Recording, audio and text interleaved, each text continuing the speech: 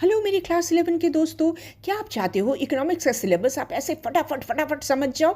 बिल्कुल कर सकते हो। पहले हमारा वीडियो देखो, फिर चैप्टर पढ़ो। 5 मिनट पूरा चैप्टर क्लियर हो जाएगा। इसी तरह तो हमने आपके लिए 4 चैप्टर ऑलरेडी बना दिए हैं। अगर आपने नहीं देखा हो कोई बात नहीं, अब देख लो। आज टर्न है चैप्टर 5 का, भारत में मानव पूंजी का निर्माण, human capital formation in India. तो चलो स्टार्ट हो जाते हैं। 1 2 3 गो। हमारा पहला प्रश्न होगा, आखिर मानव पूंजी है क्या? What exactly is human capital? Human तो हम सभी समझते हैं, और पूंजी यानी कि कैपिटल, इसका मतलब है धनराशि, वेल्थ। तो एक मानव किस स्थिति में मानव पूंजी में कन्वर्ट हो जाता है? जब उस मानव के पास शिक्षा है, एडुकेशन है, स्किल्स हैं, श्रम कौशल है, और वो मेहनत एफर्ट करने को तैयार है, तब वो ह्यूमन से ह्यूमन कैपिटल बन जाते हैं।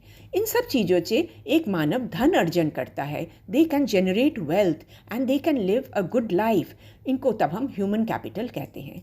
फॉर एग्जाम्पल टीचर्स, जैसे मेडिकल प्रोफेशन, जैसे इंजीनियर्स, जैसे आपके अकाउंटेंट्स, जैसे आपकी legal profession, computer scientist, call centres, managers, ये सब तो जॉब्स करने वाले हैं। पर लोग ऐसे भी होते हैं जो स्वरोजगार करते हैं, सेल्फ एम्प्लॉयड होते हैं। देखो कितने टाइप के होते हैं। और कुछ लोग होते हैं जो सिविल सर्विसेज में जाते हैं। किसी भी टाइप का जॉब हो, किसी भी टाइप का काम करे, मानव पूंजी वो तब है जब वो अच्छे तरीके से अपनी लिविंग, अपनी रोजी रोटी कमा सकते हैं। They can earn a decent living, और देश के सकल घरेलू उत्पाद the gross domestic product of the nation, उसमें वो कंट्रीब्यूट कर सकते हैं। तब हम उन्हें ह्यूमन कैपिटल या मानव पूंजी कहते हैं। तो जब एक इंसान जीडीपी में कंट्रीब्यूट करता है, वो मानव पूंजी बन जाता है। अब जीडीपी जरा से याद करो, ये क्या है? सकल घरेलू उत्पाद या जीडीपी का मतलब है एक देश में एक साल में जितने ही इकोनॉमिक सेक्टर्स हैं, उन सब के प्रोडक्शन का आप अगर टोटल करो तो उसको हम कहेंगे जीडीपी या सकल घरेलू उत्पाद। और ये सेक्टर्स कौन कौन से हैं, ये आर्थिक क्षेत्र कौन कौन से हैं, देख लो जरा। तो हमने क्या देखा? मानव पूंजी। अब हम देखेंगे एक और वर्ड, मानव विकास या ह्यूमन डेवलपमेंट। मानव पूंजी जो है ये केवल इकोनॉमिक डेवलपमेंट से रिश्ता रखता है, आर्थिक विकास से रिश्ता रखता है। और मानव विकास, ह्यूमन डेवलपमेंट जो है, इसके और अंग है। There are many different parts, जैसे इकोनॉमिक, सोशल, कल्चरल, सारे का मिलकर जो विकास होता है, आर्थिक, सामाजिक, सांस्कृतिक, एक संपूर्ण विकास होता है, तब हम कहते हैं ह्यूमन डेवलपमेंट। पर आज का चैप्टर तो हमारा केवल ह्यूमन कैपिटल पे है। तो हम देखेंगे अब सोर्सेस ऑफ ह्यूमन कैपिटल। ये ह्यूमन कैपिटल बनते कैसे हैं, इसको एक एग्जाम्पल से समझते हैं। सपोज किसी के पास एक बड़ा सा ज़मीन का टुकड़ा है, पड़ा हुआ है, इससे उसे कोई पैसा इनकम तो होता नहीं है, कुछ आमदनी नहीं होती है। उसने उस पर एक स्कूल बनाया और ये स्कूल बहुत अच्छी तरह से चलने लगा। तो क्या हुआ, जो ज़मीन पड़ी हुई थी वो अब फिजिकल कैपिटल में कन्वर्ट हो गई, वो जो भौतिक पूंजी में कन्वर्ट हो गई, क्योंकि ज़मीन के प्रयोग से वो इनकम कर रहे हैं, रोज़गार कर रहे हैं। तो भौतिक पूंजी का स्रोत क्या था? बिल्डिंग। ये स्कूल ही नहीं, कुछ भी ऑफिस बिल्डिंग भी बना सकते थे, कुछ भी बना सकते थे जिससे इनका इनकम जनरेट होता। तो जो ज़मीन थी, एक फिजिकल पीस ऑफ लैंड थी, वो अब एक फिजिकल एसेट, एक फिजिकल कैपिटल में कन्वर्ट हो गई है। तो हमारे देश की जो इतनी बड़ी जनता है, 140 करोड़ की, इस 140 करोड़ जनता को हम कैसे ह्यूमन कैपिटल में कन्वर्ट कर सकते हैं? इसके लिए नंबर 1 ज़रूरी है एडुकेशन। चाहे वो एडुकेशन प्राइमरी लेवल की हो, सेकेंडरी हो, सीनियर सेकेंडरी हो, हायर एडुकेशन हो, और उसके बाद जॉब्स जहाँ पे स्किलिंग, रीस्किलिंग, ट्रेनिंग, रीट्रेनिंग होता रहता है। तो इन सब चीज़ों को मिलाकर बनते हैं ह्यूमन कैपिटल। और ये इतना इम्पॉर्टेंट है, एडुकेशन, शिक्षा इतना इम्पॉर्टेंट है कि 7th 5-year प्लान में कहा गया कि उचित शिक्षण और प्रशिक्षण जब दिया जाएगा, when appropriate education and training will be given, तभी हमारी पॉपुलेशन एक एसेट बनेगी, एक हमारे लिए एक परिसंपत्ति बनेगी, जो सामाजिक परिवर्तक बन सकते हैं, और वो हमारी आर्थिक व्यवस्था को तेज़ी से आगे ले जा सकते हैं। तो एक इंसान कमा तो सकते हैं, अच्छा कमा सकते हैं, पर उसके हेल्थ का भी तो होना ज़रूरी है। इसलिए नंबर 2 हम देखेंगे स्वास्थ्य सेवाएं, hospitals, medical centres, primary health centres, मोहल्ला क्लिनिक, ये सब बहुत ज़रूरी है कि इंसान को ट्रीटमेंट टाइमली मिल जाए। साथ साथ ज़रूरी है प्रिवेंटिव मेडिसिन, जैसे कि वैक्सीनेशंस और ज़रूरी है अवेयरनेस क्रिएशन, ताकि लोगों को जानकारी तो हो कि कैसे चीज़ें करने से हमारा स्वास्थ्य अच्छा रहेगा। दो चीज़ें बहुत इंपॉर्टेंट है, ड्रिंकिंग वाटर और सैनिटेशन। ये अगर ठीक हो तो कई बीमारियां तो अपने आप ही ख़त्म हो जाएंगी। अब एक इंसान पढ़ा लिखा भी है, हेल्दी भी है, अब वो चाहता है एक अच्छा सा जॉब। इसके लिए उसे चाहिए सूचना या इन्फॉर्मेशन। वो जानना चाहेंगे कहाँ पे जॉब्स हैं, कितना इनकम करूँगा, इस जॉब के लिए मुझे क्या क्या करना पड़ेगा, कहाँ जाना पड़ेगा। तो ये सारी सूचना वो इकट्ठा करते हैं और फिर क्या, फिर वो निकल पड़ते हैं जॉब करने के लिए। दिल्ली वाले लोग बॉम्बे चले जाते हैं, बॉम्बे वाले चले जाते हैं बेंगलोर वाले चले जाते हैं लखनऊ, और या सारी दुनिया भर में निकल पड़ते हैं। तो इसको हम कहते हैं प्रवासन या माइग्रेशन, काम की खोज में दूसरी जगह, अलग अलग जगह जाना। और इसके लिए चार चीज़ें बहुत ही ज़रूरी है। इन्फॉर्मेशन तो हमने देख लिया, और ज़रूरी है ट्रांसपोर्टेशन, उनको जाना भी तो पड़ेगा, और वहाँ पहुँचने के बाद उनको रहने के लिए चाहिए आवास, और चाहिए एक अच्छी सोसाइटी जहाँ वो घुल मिलकर आराम से रह सके। तो मानव पूंजी के स्रोत, सोर्सेज ऑफ ह्यूमन कैपिटल, हमने क्या क्या देखा, इसको एक बार फिर से देख लो अच्छी तरीके से। अब आप सोच रहे होंगे कि हमारे देश में ये सब तो है, फिर भी इतनी अनएम्प्लॉयमेंट क्यों है?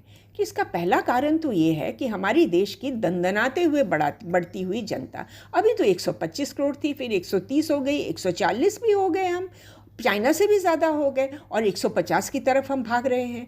अब इतनी बड़ी जनता को, इतनी बड़ी जनसंख्या को अगर मानव पूंजी, इतनी बड़ी पॉपुलेशन को ह्यूमन कैपिटल में कन्वर्ट करना है, तो सबसे पहले हमें ज़रूरत है सही शिक्षण और प्रशिक्षण। 7th 5-year प्लान की बात याद करो, वहाँ यही तो कहा था।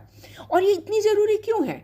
क्योंकि आज की दुनिया में जो अनस्किल्ड लेबर है, अनस्किल्ड जॉब्स हैं, वो सारे काम तो मशीनें करने लगी हैं। एग्जाम्पल देखो, पहले लोग हाथ से फसल काटते थे, अब तो मशीन काट रही है फसल। पहले लोग हाथ से, एक इंसान सामान ढोता था, और अब मशीनें ढोती हैं, लगाती हैं, सब कुछ करती हैं। तो ये जो अनस्किल्ड काम थे, ये तो मशीनों ने ले लिया। तो इंसान कहाँ जाए? वो तो बेरोज़गार हो गए जो अनस्किल्ड लेबर थे।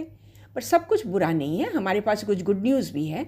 ऐसे भी एरियाज़ हैं जहाँ बहुत ज़्यादा लोगों की ज़रूरत है। देखो इन एरियाज़ को, data science, computer science, machine learning, artificial intelligence, research and development, medical sciences, physics, chemistry, environment sciences, social sciences, और सभी क्षेत्रों के लिए हमें टीचर्स की बहुत ज़्यादा ज़रूरी है। जब हम इन सब चीज़ों में लोगों को डेवलप कर पाएंगे, अपनी जनता को डेवलप कर पाएंगे, तब हमारी आर्थिक उन्नति को कौन रोक सकता है?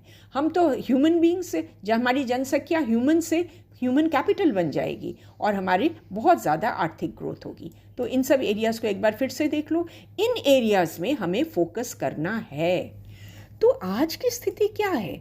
ये जो हम बार बार कह रहे हैं एडुकेशन इतना इम्पॉर्टेंट है, इस पर हम कितना इन्वेस्ट करते हैं? अगर आप नेशनल एक्सपेंडिचर का देखो, सरकारी सालाना व्यय का पोर्शन देखो, तो इंक्रीज तो हुआ है। 1952 में 7.9% था, एंड नाउ इट इज़ 15.7%। पर कितने सालों में? और इसका भी जो मैक्सिमम पोर्शन है वो प्राइमरी एजुकेशन में जाता है। पर देश को आज बहुत ज़्यादा ज़रूरत है यूनिवर्सिटीज़, पॉलिटेक्निक्स, कॉलेजेस और टीचर्स, इन सब में बहुत ज़्यादा इंक्रीज़ करना है। तो ये अगर सरकार अकेली ना कर पाए, और मुश्किल है सरकार के लिए इतना करना, तो ज़रूरी है कि प्राइवेट सेक्टर भी इसमें पार्टिसिपेट करे। ये तो था नेशनल एक्सपेंडिचर का पोर्शन। अब हम देखेंगे जीडीपी का कितना पोर्शन हम स्पेंड करते हैं एजुकेशन पे। देखो फर्स्ट ईयर प्लान में कहाँ पे थे हम, और 11th प्लान में हम कहाँ पे गए हैं। तो आप देख रहे हो कि इंक्रीज तो ज़रूर हुआ है 0.64% से 4.13%, पर काफ़ी है क्या? बहुत सारे हाई पावर्ड कमिटीज़ ने कहा है कि इसको एटलीस्ट 6% तक हमें ले जाना ही पड़ेगा। इतना इम्पोर्टेंट क्यों है? इस ग्राफ को देखो। अगर आप देखो क्यूबा जैसे देश को, जो हमारी देश से कितनी छोटी है, पर इसमें देखो 18.7% ऑफ जीडीपी सरकार खर्च करती है ऑन एजुकेशन, और वहाँ भारत क्या करता है? 4.1%। इथियोपिया जो इतनी छोटी देश है और हर वक्त इतनी गरीब देश है, वहाँ तो हर साल भूखमरी होती है, वो भी 4.6% स्पेंड करती है। तो आपको लगता नहीं है कि हमें भारत में थोड़ा और बढ़ाना ज़रूरी है, काफ़ी बढ़ाना ज़रूरी है इस पर? तो इतने सालों में हम लोगों ने क्या सीखा है भारत में, भारत के एजुकेशनल अचीवमेंट्स क्या क्या हुई हैं? तो इसको देखने के लिए हमें 3 मेन पॉइंट्स देखनी पड़ेंगी। पहले हम लिटरेसी लेवल से शुरू करें, साक्षरता दर से। अगर आप देखो स्त्री पुरुष युवा सबकी लिटरेसी दर बड़ी तो है, देखो इसको 1951 टू 2011 का बढ़ा तो है सब में, लेकिन ये तो भारत के ही फिगर्स हैं। अगर आप वर्ल्ड वाइड फिगर्स आप देखो तो भारत का देखो अडल्ट लिटरेसी रेट क्या है 61 और यूथ लिटरेसी 76.4, और इसको अगर आप देखो श्रीलंका का देखो 90.7, चाइना का 90.9 और रशिया का 99.4। उसकी तुलना में हम कहाँ पे हैं 61%। ये तो सब सहारन अफ्रीका, जिन देशों में बहुत ही गरीब देश हैं, जहाँ एवरी ईयर फमीन होती रहती है, उनकी तरह हम बन गए हैं।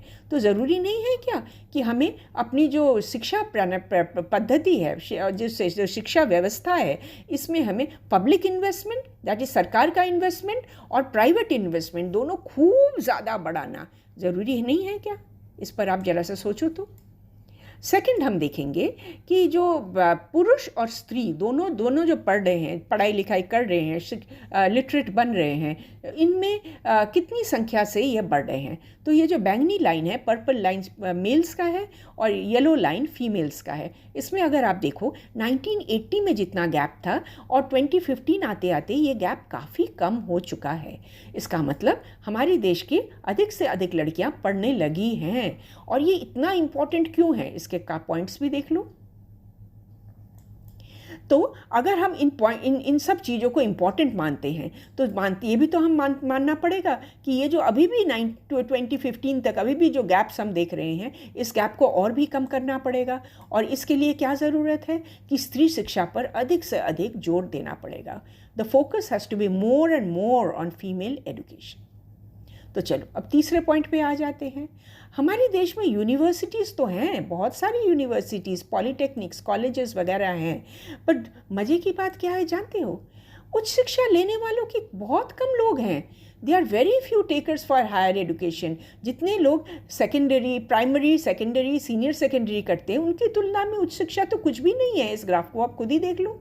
लेफ़्ट साइड पे है एलिमेंट्री, कितने ज़्यादा फिर नंबर्स हैं, और राइट साइड पे है हायर एजुकेशन, नंबर कितनी संख्या कम हो गई है। और हम बार बार ये तो कह रहे हैं कि इन क्षेत्रों में लोगों की ज़रूरत है, और ये सारे क्षेत्र तो हायर एजुकेशन के ही हैं। तो हमारा तीसरा प्रश्न है, बिना हायर एजुकेशन, बिना उच्च शिक्षा, हमारी जो इतनी बड़ी पॉपुलेशन है, इसको हम कैसे ह्यूमन कैपिटल बनाएंगे? बिना उच्च शिक्षा के जनसंख्या को मानव पूंजी में परिणत कैसे करेंगे? बिना उच्च शिक्षा के उच्च उत्पादकता, हाई प्रोडक्टिविटी तो इम्पॉसिबल है, हाई इनकम्स भी इम्पॉसिबल है। तो हम जो ये आज सपना देख रहे हैं कि हम $5 ट्रिलियन की इकोनॉमी बनेंगे, ये तो सपना ही रह जाएगा ना। तो इसको अगर हमें साकार बनाना है तो कुल मिलाकर हमें क्या देखा? हमने देखा कि हमारी जनसंख्या देश की मजबूती भी बन सकती है और हमारी देश की वीकनेस या मजबूरी भी बन सकती है। तो मजबूत बनाना है तो हमें इन चीज़ों पर ध्यान देना बहुत ज़रूरी है। तो क्यों हो गया ना चैप्टर क्लियर? जैसे मैंने आपको एग्जाम्पल्स दिए, बिल्कुल इसी तरह सोचकर एग्जाम्पल्स देकर आप आंसर लिखना, बिल्कुल बहुत ही अच्छे नंबर आपको मिलने वाले हैं। I promise you that. Thanks for watching. कैसे कोशिश।